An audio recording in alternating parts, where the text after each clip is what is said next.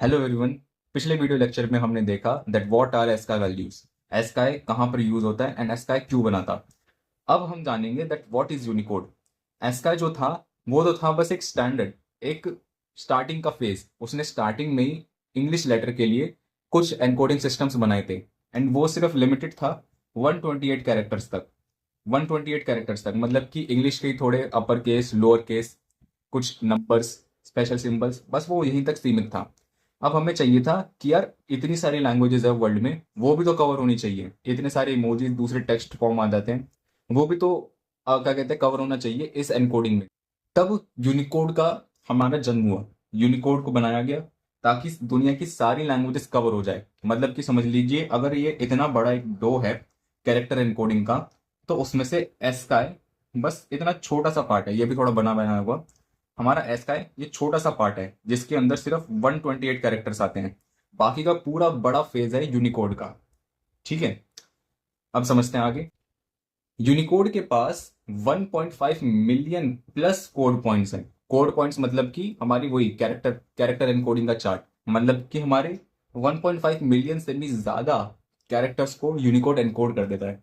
इसमें 1.5 million plus से भी ज्यादा कोड पॉइंट्स होते हैं। एंड उसका एनकोडिंग कुछ इस प्रकार होता है जैसे कि इंग्लिश के जो अल्फाबेट है ए, उसको यूनिकोड में बोला जाता है U+0041। ठीक है। अब जो हिंदी का देवनागरी का शब्द है अ, उसे बोला जाता है U+0905। इस तरीके से जो हमारे इमोजीज भी आ जाएंगे, जैसे स्माइल इमोजी आ गया, क्या कहते हैं ब्रेक इमोजी आ गया, जितने भी आ गए उन सब की भी क्या कहते हैं एनकोडिंग यूनिकोड हमारा करके दे देता है।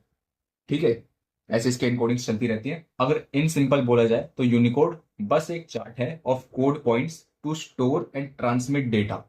ठीक है, उस जो डेटा है जैसे कि मैंने आपको एसकाई की वीडियो में बताया था कि कभी भी इस कैरेक्टर फॉर्मेट में सेव या फिर स्टोर नहीं होता है या फिर ट्रांसमिट नहीं होता है, उसको कन्वर्ट करना होता है, कैरेक्टर को एनकोड करना पड़ता है।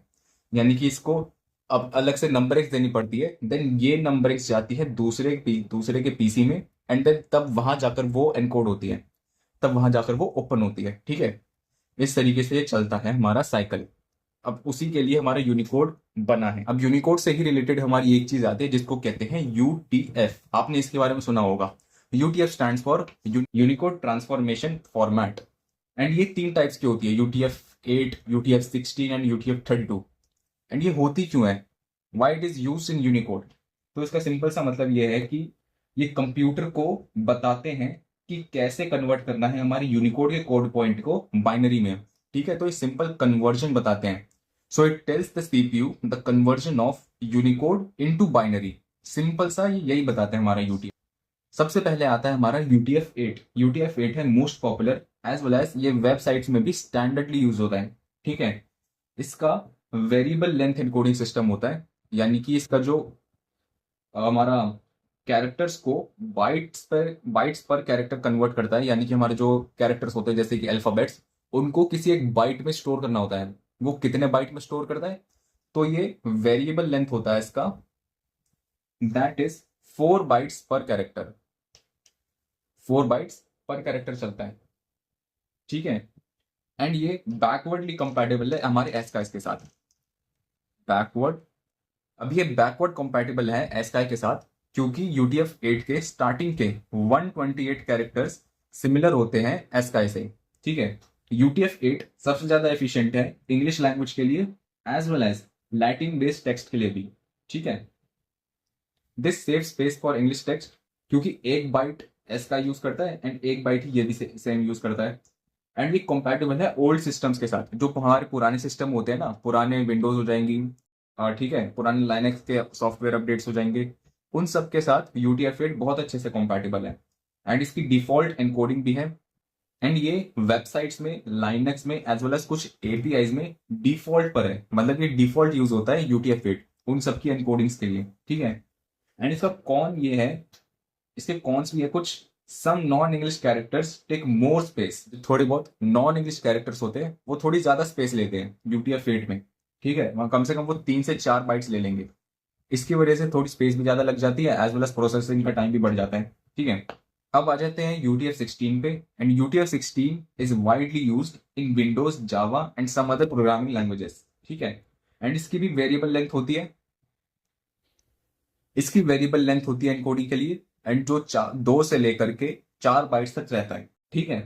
एंड इसके कुछ कॉमन कैरेक्टर्स भी हैं, जैसे कि कुछ एशियन स्क्रिप्ट्स जो सिर्फ 2 बाइट्स में भी बैठ जाती हैं, तो ये उसके लिए अच्छा है कि कम स्पेस में ये कम बाइट्स को यूज करके जो बड़े बड़े लेंथ होते हैं, बड़े बड़े लेंथ के कैरेक्टर्स एशियन लैंग्वेजेस के, उसको इनमें सीमित कर देता है, ठीक है। Less common ones like rare symbols and emojis use 4 bytes via surrogate pairs के प्रॉस भी है। ये सबसे ज्यादा एफिशिएंट है हमारी एशियन स्क्रिप्ट्स के लिए, एंड ये सबसे ज्यादा यूज होता है हमारा विंडोज, जावा, इंटरनेट एक्सेट्रा में। इसके कॉन्स भी है कुछ, ये कंपैटिबल नहीं है एस्काई के साथ। This is not compatible with ASCII. तो ये है क्या, ये कंपैटिबल नहीं है हमारे एस्काई के साथ। लेकिन UTF-8 क्या था, वो बैकवर्ड कंपैटिबल था हमारे एस्काई के साथ, राइट। वेरिएबल लेंथ वाली चीजें होती है ना, वेरिएबल लेंथ वाली जो इनकोडिंग होती है वो थोड़ी सी हार्ड होती है हैंडल करने में, क्योंकि उसमें प्रोसेसिंग टाइम थोड़ा आगे पीछे बढ़ जाता है, एंड कभी कभार ग्लिचेस आने के भी चांसेस थोड़े बड़े रहते हैं, ठीक है। अब आ जाते हैं UTF-32 पे। UTF-32 is the simplest but not space efficient encoding system. ऐसा क्यों? क्योंकि ये फिक्स्ड लेंथ एनकोडिंग पे काम करता है। फिक्स्ड लेंथ एनकोडिंग, जैसे पिछली 2 थी वो वेरिएबल थी, लेकिन ये फिक्स्ड है। फिक्स्ड रहता है ये 4 बाइट्स पे, 4 बाइट्स यानी कि 32 बिट्स। ये हर कैरेक्टर को 32 बिट्स ही असाइन कर देता है, सबको 4 बाइट्स असाइन कर देता है। मतलब जहां पर 1 बाइट का काम हो सकता था, उधर भी ये 4 बाइट देता है।